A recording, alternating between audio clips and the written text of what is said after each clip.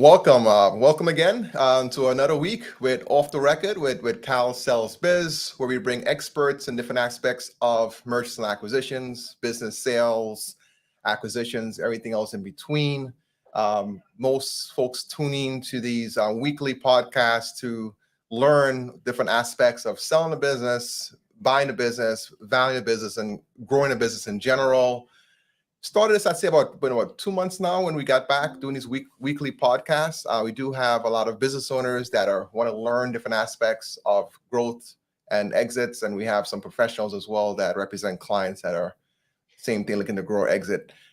This week, I have a good friend of mine, Todd Ringler. He has over 20 years of experience. He's a CPA and he runs Tab here in Long Island. I know he'll get into that in a little bit. He's also the owner of Calm Waters Consultant. He's a CPA as well as a certified valuation analysis with a master's degree in taxation. And has 20 years experience working with big four, top tier, mid-tier accounting firms. One thing about Todd, he also has a history as being a chef, right?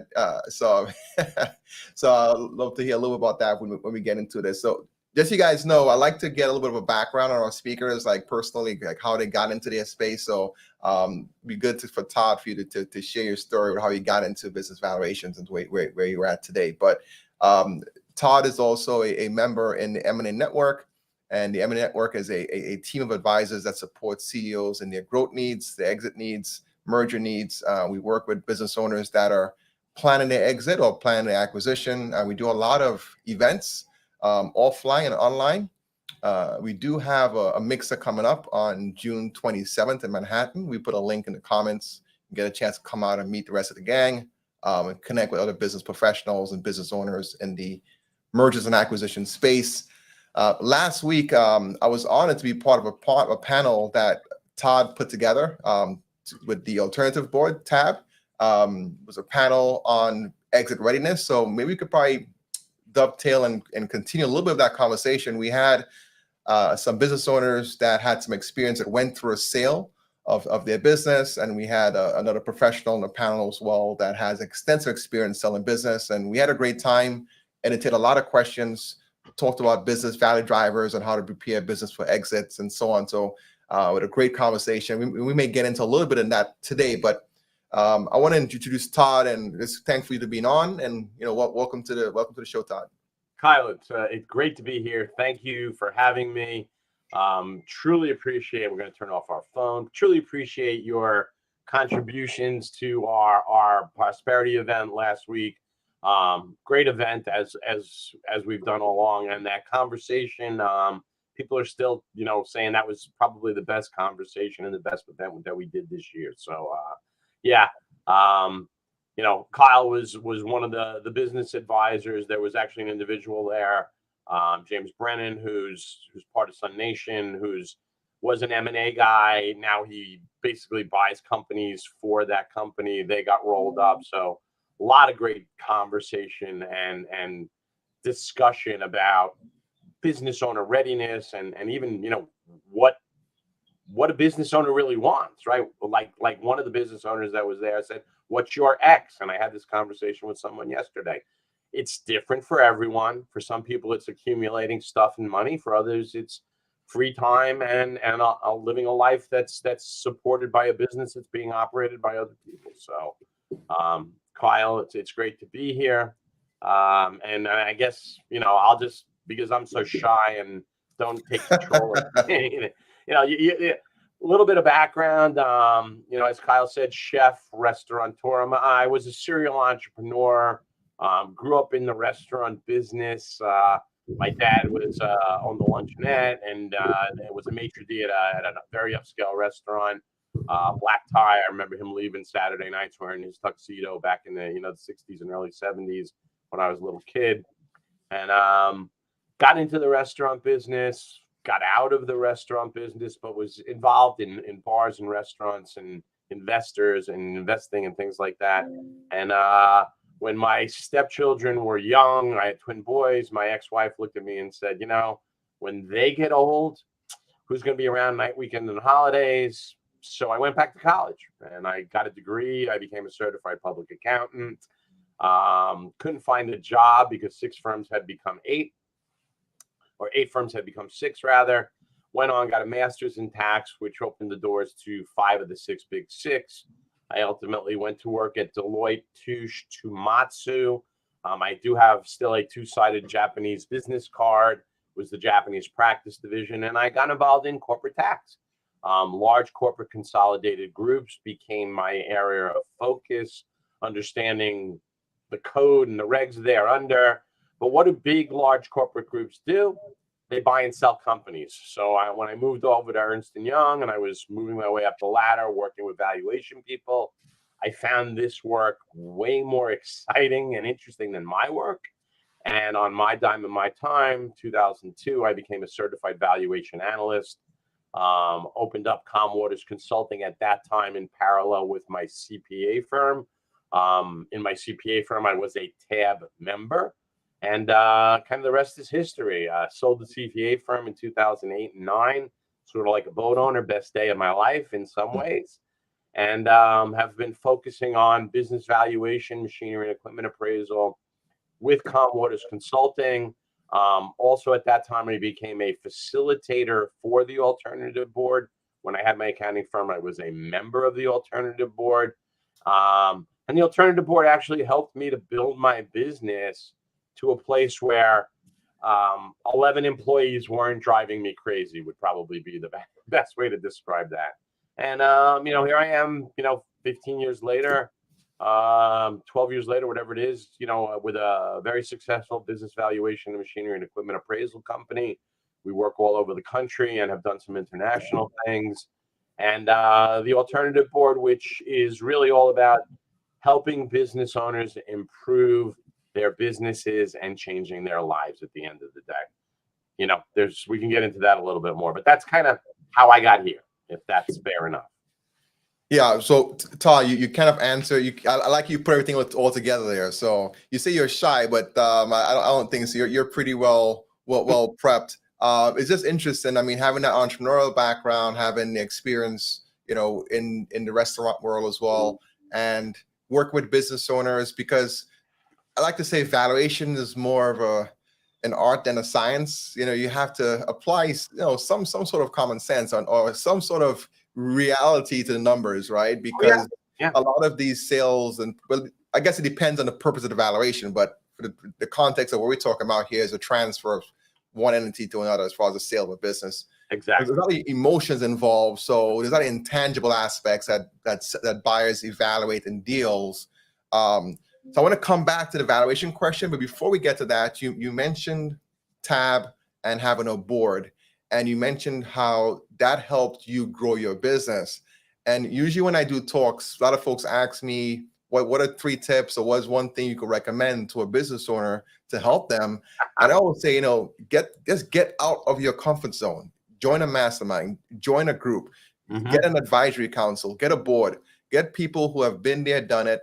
They don't necessarily have to be in your industry, but when you put, business owners in a room, in a think tank, and just, throw ideas out there, you'd be amazed how much can come back and help your business. And the lot, you could learn a lot from someone else's mistakes and from their successes as well. So let's talk about real quick the importance of having an advisory board or advisory council as part of your business practice.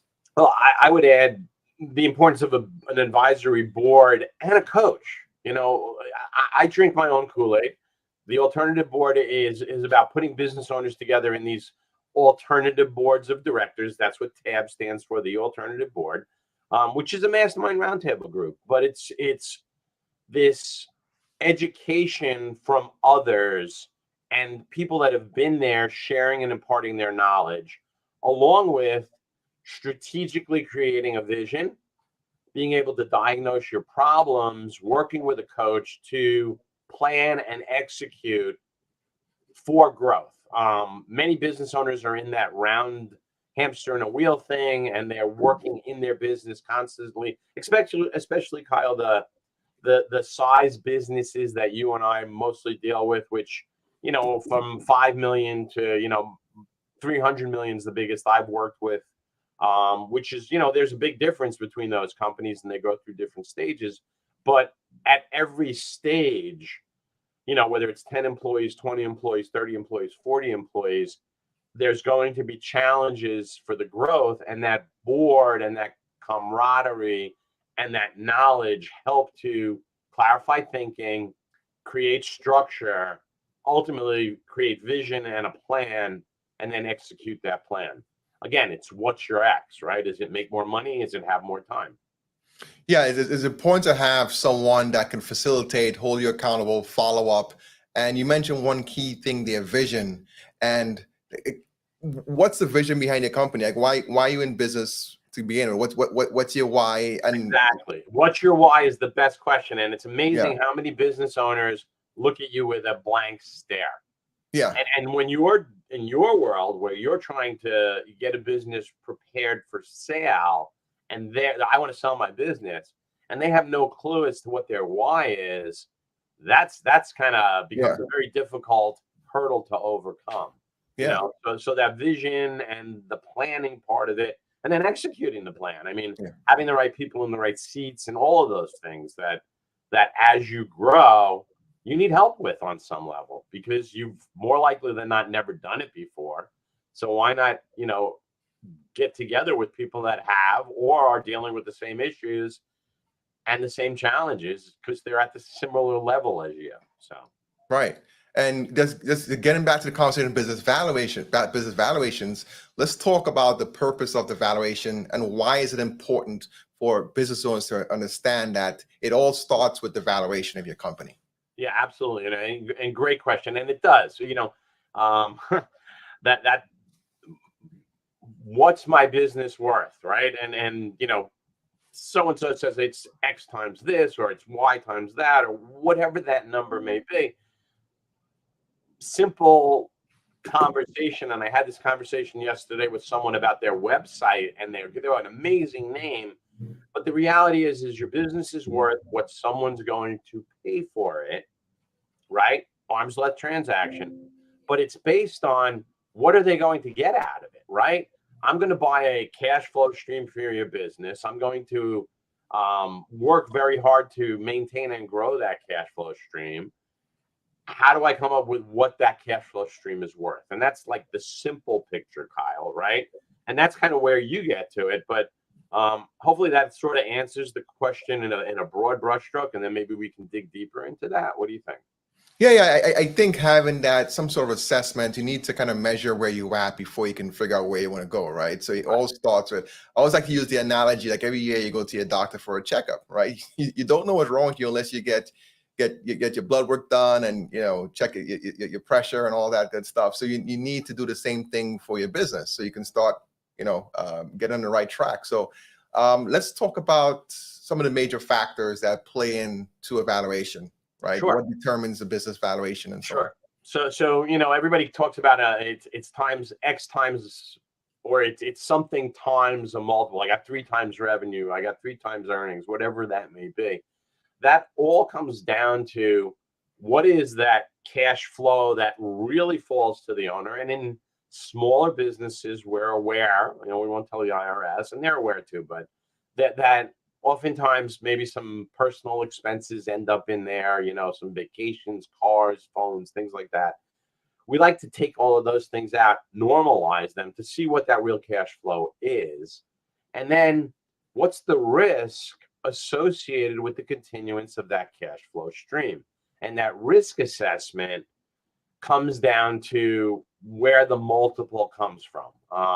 And there's a whole mathematical part where Kyle goes, oh, this is, it's very arts in terms of, business valuation. This is where the science really comes in, is how do we develop these discount rates at the end of the day? Because this cash flow stream theoretically goes out into the future, and then we take that cash flow stream and bring it back with a present value to get the value. But how do we determine what discount rate to use or what capitalization rate to use? And people use those terms interchangeably. They're mathematically different. They get almost the same results based on the inputs, but that's the science part of this. I don't need to get too much into that because I know I'll bore people, but that's really where it comes down to. So that risk comes from that discount rate. So if I'm getting 3 times EBITDA, or a client of mine recently was in the right space at the right time. They were an MSP, and they actually got 9.2 EBITDA, which is now unheard of. Like they'll be getting like 6 or 7, right, for the MSP space, as companies are rolling them up. So that sale valuation, fair market value, arm's length transaction, what's someone going to pay for that cash flow stream? Is that reasonably clear, Kyle? Yeah, definitely. Maybe you can probably just give maybe 2 or 3 methods, because you're talking about the discounted cash flow, right? Right. What are some other methods that Well, you use as part of your evaluation? So there are 3 methods that are generally accepted in terms of valuing businesses, and one of them is the asset method. More of a balance sheet method. What are my assets really worth? And that really is more something that's for an enterprise value, not generally used in the world of these smaller businesses that you and I deal with. It's looked at because in an entity that owns a piece of real estate, for instance, let's say an apartment building in Manhattan, the value of the company and the cash flow may be much lower than the actual value of that asset. I've done those recently. A building that's a 5-story walk up in the 80s is a $10 million building, but the rent roll only throws off $600,000 a year or something like that. So that's an asset valuation, mostly for the real estate side, but we do look at it and check that balance sheet, make sure that it's right. The second method is what we call a market method. And that market method is something that we definitely look at when we're doing a for sale valuation, and certainly for anything going to the Internal Revenue Service. And what that is we look at some databases, multiple, there's 3 or 4 of them that we use. I know off the top of my Done Deals, Biz Comps. I don't know which other ones I'm thinking of that I'm drawing a blank on. There's Capital IQ, right.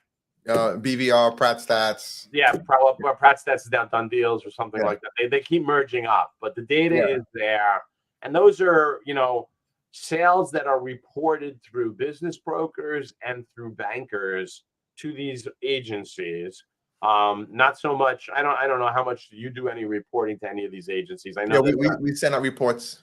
Right, the upper levels, and they gather data on market value of invested capital, what the business theoretically sold for, what their assets were, what their revenues were, and that stuff is available. These information is available, and we take that information and hopefully find something that's close in terms of the region, in terms of the sales, in terms of that. And it's more of a sanity check. As again, companies get bigger, small cap stock companies and things along those lines, when they do the valuation, sometimes that market method may make more sense. But it's something we always look at as a sanity check. And then there's the income approach. And that income approach includes that discounted cash flow, that capitalization of earnings. A lot of times if a company's got debt, we'll deal with a weighted average cash flow analysis, right? A weighted average cost of capital analysis, rather. And again, all of these things are getting to what is the multiple, or what is this cash flow stream that goes to the owner really worth? Mm-hmm. Now, I was on a session yesterday, and they were mentioning that they use more of the income approach now because of COVID. The multiples, the market data approach is really hard to really use it. It's not as how to put it. Valuations has fluctuated a lot in the last 2 years since COVID. So using the income approach has been much more better. I would say is the best word I can use right now. Yeah, and more better is good. Like I said, for the size companies that we do, the market approach is more often than not a sanity check. Yeah. Are we in a good range? Does this make sense? I was on a call earlier with an accountant and an attorney about evaluation. Very interesting scenario. It's the last valuation in a series of probably 15 years that we've worked together, and we're having this conversation about what is this particular asset really worth. It had to do with voting shares and non-voting shares and all kinds of little nuances that you can put into deals. But this was all for IRS purposes. But again, that what's my business worth? There's a lot that goes into determining what it's worth. The market approach is sanity. Income approach is generally what we use. And yes, the last couple of years, it's, hit or miss. Some companies had terrible results. Some companies had good results. But oftentimes, we're not even looking at that. We're looking on either side of it, what it was before, where is it after, and is it back on the upswing, or has it gotten back to where it was? But again, some industries, hit it out of the park with COVID. Other industries really suffered. So one other thing with the good points, Todd. One other thing, because of the cost of capital going up, another way you can look at it is the justification to purchase. Essentially, looking at the cash flow and then applying. I think most banks is in the SBA space about one and two times. So you want to make sure there's enough cash for each month to service the debt and what that turn is, because most buyers are going to be applying that, going to factor it into their purchase. Yeah, without a doubt. Yeah, you have to look. I bought a bunch of businesses. Sometimes I borrowed from the bank. Sometimes the owner held the note. Yeah. But the expectation when you buy a business is that cash flow is going to pay for the business, unless of course your private equity getting rolled up, or it's a strategic purchase, which is totally different. But an arm's length transaction, willing buyer, willing seller, it's going to move through that process, right? So, yeah. But the valuation, this is I'm speaking my investment banker, M&A advisor hat on. It gives the owner opportunity to improve the valuation, right? Because ultimately, like what you mentioned, the business is going to sell for what the market is willing to pay for the company, right? But the valuation gives the owner to establish a baseline value, right? And then as going through that process of the valuations, a couple of flags, a couple of issues is going to come up that you can adjust and fix to improve the value. Sure. So my question to you is, what actionable steps can businesses take to increase their valuation? It's a loaded question, but that's a really loaded question. And I'm looking up here. I could show you the books over here. There's equity value enhancement. There's driving your company's value. I mean, there's a number of there's literally, depending upon the size of the company, hundreds of ways to improve the value. Ultimately, what are we talking about? 3 to 5 years before you're getting ready to sell, you clean up and get the excess or external assets off the book. You stop running your personal and life expenses through your business, and then you actually determine what's most, if you're selling a product, what's most productive, or products, what's got the best return on investment and the best gross profit. And from a service perspective, how are we making money or not making money? A lot of services, that they don't understand their labor burden and their overhead burden, and they don't get the right numbers. They don't get those right percentages. The other side of that coin, of course, is, are buyers willing to pay the price, right, for those increased services? So, obviously, improving the top line is going to be the first part of it. But how do you improve your top line? Focus on the things that make you the most money. Second thing is going to be, obviously, reduce expenses. And which way do you do that? And how do you do that? There's so many options for so many line items. There's people that focus on those things, right? We know a number of those people that are going to come in and look at your P&L and say, I can save you money here, I can save you money here, I can save you money there. If you're looking to sell, those are streamlining your business operations to improve the bottom line. it's going to make you more money now, and it's going to increase the value of your business down the road. So it's a whole. We should probably have a follow-up session, because this improving valuation, that's a topic, and it's and another itself. And I, a deep of a topic, and we have some folks. Some of our friends are chiming in here. I see Mark Snyderman. Thanks for joining us. He said COVID itself. Right. So there's this book. I'm doing this in reverse, and there's this book. And to say that I've used them quite a bit would be an understatement. Yeah. And that's just two. There's another book somewhere else around here. So there's a ton of great books on valuation. And my personal opinion, I think a lot of the financial aspects and a lot of the tax issues and legal stuff, like those are things that can be fixed. In my history, my experience, I'm working with business owners, the toughest part is the people aspect and the process. A lot of buyers, they want to make sure that the owner can step away from the business can still run. Who are the key personnel? And dealing with people in HR has always been a big challenge. You mentioned about the labor burden, right? Yeah, right.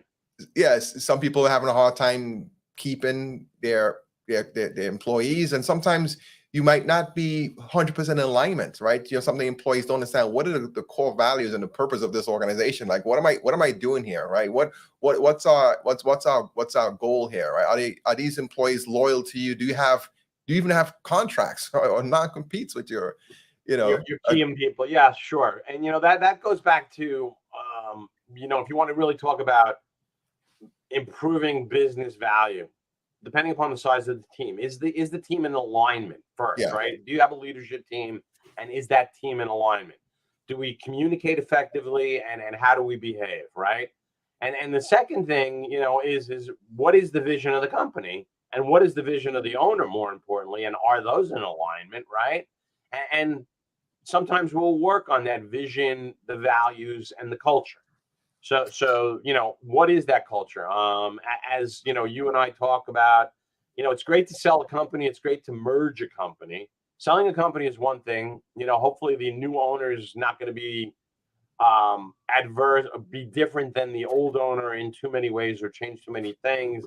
And hopefully that the staff is ready and prepared for it in terms of their vision, their values, and their culture. And they all are rowing in the same direction at the same time.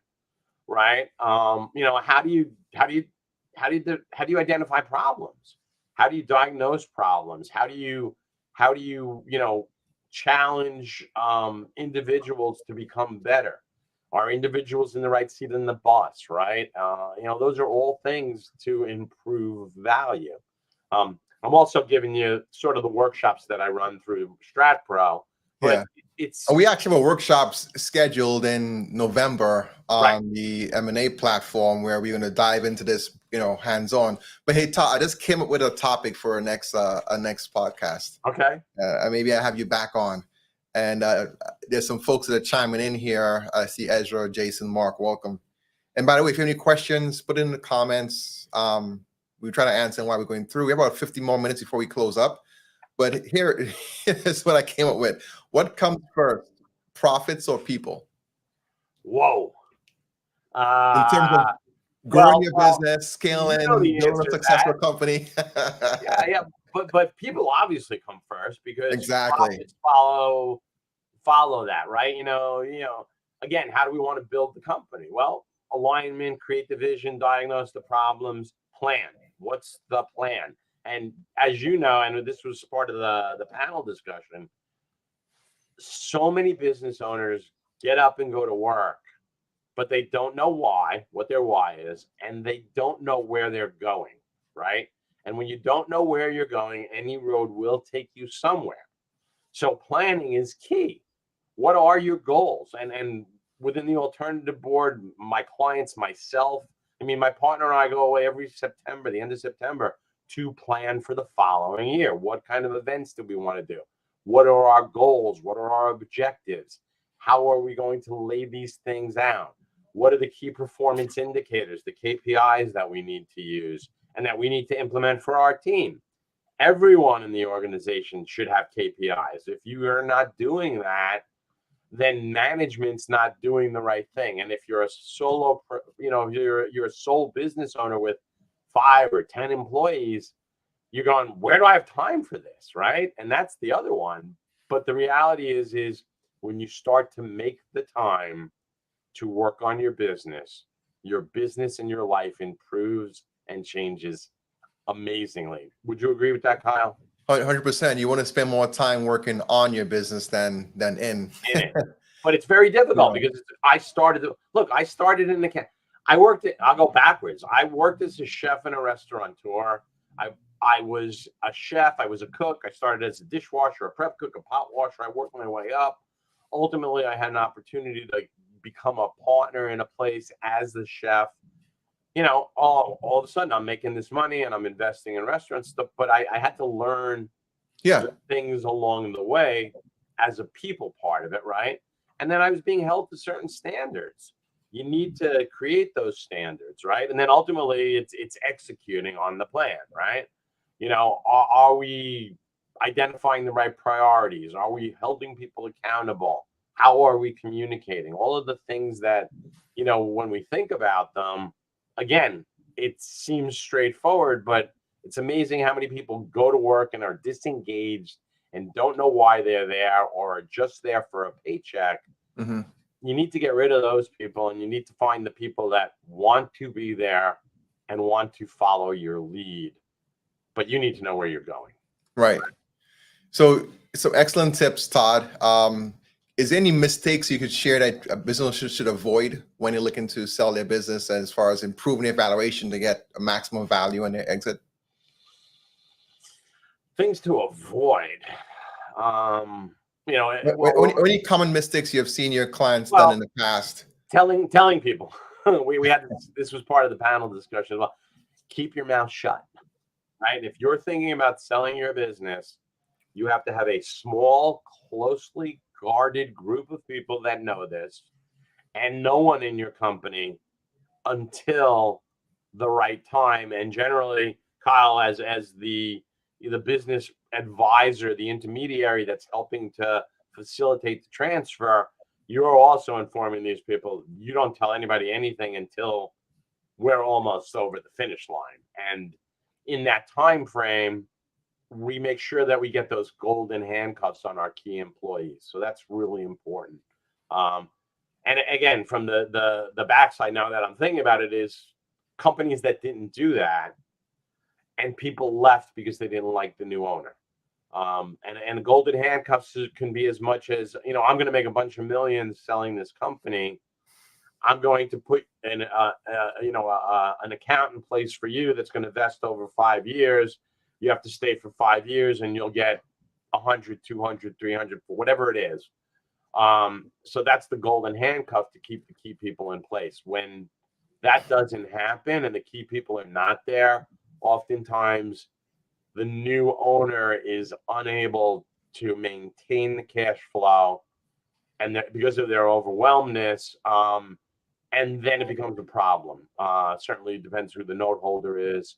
Another problem I've seen is that the previous business owner walks away immediately. And that's sometimes what they want, but then there's got to be some transitionary period. As you know, Bain Capital does these assessments very regularly, post-merger integration. And it doesn't matter if it's just an owner buying a company or two companies getting together. PMI, post-merger integration, is the biggest hurdle for a successful transfer. Would you agree, Kyle? Yeah, 1,000%. I think that's when the work actually starts. Right. I get this question a lot, like, how long does it take to sell my business? And are you coming up to the point you sell, or the point that you'll be still involved in the company? Because you're gonna be there working with the buyer, helping with that transition, introducing them to your clients, customers, and relationships you've had over the years. There may be some things that need to be transferred as well, helping them get acclimated to your business. So you're going to be there a period of time, even after the business is sold. So you have to factor that all in. You can't just say, "Here's the keys. I'm gone." Yeah, that's probably the biggest mistake. It's not going to work. Yeah, especially if there's some sort of payout, right? If there are some notes or earn out, Oh, if something there's an involved, earnout, right? without a doubt, yeah. Yeah. Yeah, and you want the generally speaking, you want the buyer to make the earnouts. I mean, that's a win for everybody. So Well, it's funny you mentioned that. That's a whole other topic. By the way, I'm just my brain just works so fast there. So I'm gonna come back to that thought in a second. But my question to you as a CPA: what's best, minimizing tax or maximizing profits? okay, Don't, you could plead the fifth. It's okay. no, not at all. We want to minimize tax until the point where we're thinking about selling, which should be 3 to 5 years before that, right? Yeah. The joke that I have, and my clients will tell you this, and my accounting firm clients that I still have will also tell you this. And I'll share a quick story. We were out on the golf course a couple of years ago with one of my clients in the insurance business, keeps rolling up small companies. And when I sold my accounting firm, he told me in no uncertain terms that I was not going to be no longer not be his accountant. So, and it's been a long relationship, but we were out on the course with these two gentlemen who were engineers, had a big firm in the city, and they were bitching and moaning that they were going to pay like $600,000 each in tax. And we just started laughing, and they were like, "Why are you guys laughing?" And my client looks at me and goes, "Should I?" I go, "Please do." Because the goal is to pay $1 million in tax. And they're like, "Are you out of your mind? Why? How much money are you going to be making if you pay $1 million in tax? And does it really matter at that point, minimizing tax?" At that point, if you're paying $1 million in tax, think about what's going on. Think about how many people you've got working for you, and or how you've managed to build something that generates a tremendous amount of positive cash flow to you. So, Yeah, I mean, how I look at it as a business owner, you're creating a legacy. You're building robust communities, right? You're creating jobs, and those taxes goes towards your community and so on.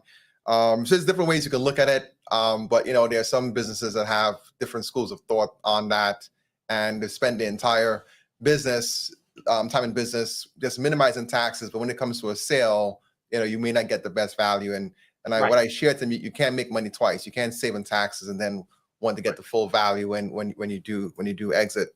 Which goes back, not to interrupt you, but which goes back to thinking 3 to 5 years ahead. Yeah. You're like, what's the plan? Again. And the other part, Kyle, which is everyone's leaving their business sometime. It's just whether it's on your timeline or on someone else's, right? And sometimes, unfortunately, terrible things happen, and you never know what tomorrow is going to bring. So, it's a catch-22. I have I'm not against minimizing taxes. There are pigs and hogs, and pigs get fed and hogs get slaughtered, and a tax court judge actually wrote that once. So, you must have a plan. And you have to figure what the plan and what works right for you. And you definitely don't want to pay more tax than you should. You want to work to minimize taxes, but you have to do the cost benefit analysis to see what makes sense. If your goal is, that's why it's so important to have. And I'm gonna talk a little bit about the network what we have here, M&A Network.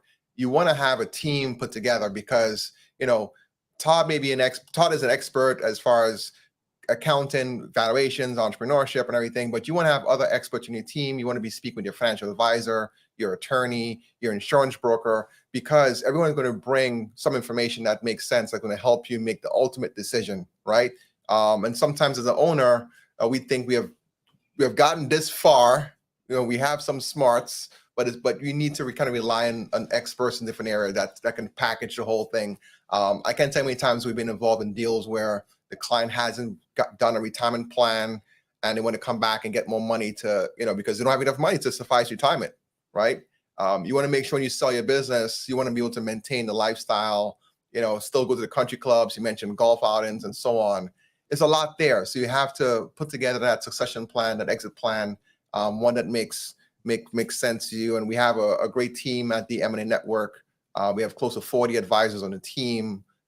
Todd being one of them. I've had experts in different aspects of business, from financing, raising capital, and so on. I want to make a quick plug. So Todd, we will be doing a workshop, a hands-on workshop in November, and we're going to get in-depth details on some of these conversations. It's going to be for CEOs, business owners that are looking to grow and scale their company. So let's stay tuned. You want to follow the M&A Network. We put a link to be in, keep it up to date as far as the events are coming up. Next week, we have this podcast once a week. Next week, I'm going to have Todd Sullivan as my guest. He's the CEO of ExitWise. He helps business owners create the exits they deserve. So tune into that. That's going to be next week, Wednesday. If you know of any experts in the M&A space that are proficient and operate on the top level of their business and would like to come on our podcast, reach out to me and we can have you scheduled to come on our show in the future. With that being said, I know we have 2 minutes left before we sign off. Todd, any closing remarks and then if you want to share how folks can get a hold of you, any things that's happening in your world that you want everyone to know about? Well, first of all, thank you for having me today. Always a great conversation with you, Kyle, whether it's virtually or in person. And thank you for having me. As far as getting in touch with me, the Alternative Board, Todd Ringler. I'm available if you Google Todd B Ringler or Todd Ringler. There's 5 Todd Ringlers in the country. I'm the only B, so it's pretty easy to find me out there on social media. It was great to be here. I mean, a good conversation, which could just lead to many, many more conversations at the end of the day, Kyle. So I'm looking forward to November 14th, but of course we've got the summer before that. And, I would say to all the business owners that are watching this, and all of the people that are even, just doing themselves, what's your greatest challenge and how are you addressing it? Do you even think about that? So that's kind of my takeaway for today. And that's sort of like where we're going to go with what is the greatest challenge when we get together in November. But until then, Kyle, great to be here. Thank you, Todd. I appreciate you taking the time out to join us. And I would like for anyone that wants any information on Todd or getting an evaluation or an assessment of the company, reach out to us. That's the first step in your journey. Whether you're growing your company or exiting, you need to know where you're at so you can make those plans that we were talking about today. So you want to reach out to us and we can help you out with that. So with that being said, Todd, thank you again for your time. Appreciate you, everyone that's been joining in. Thank you, Jason, Ezra, Mark, and those of you that are watching live and those of you that will be watching the recording. Thank you. Until next week. See you then. Bye. Bye-bye.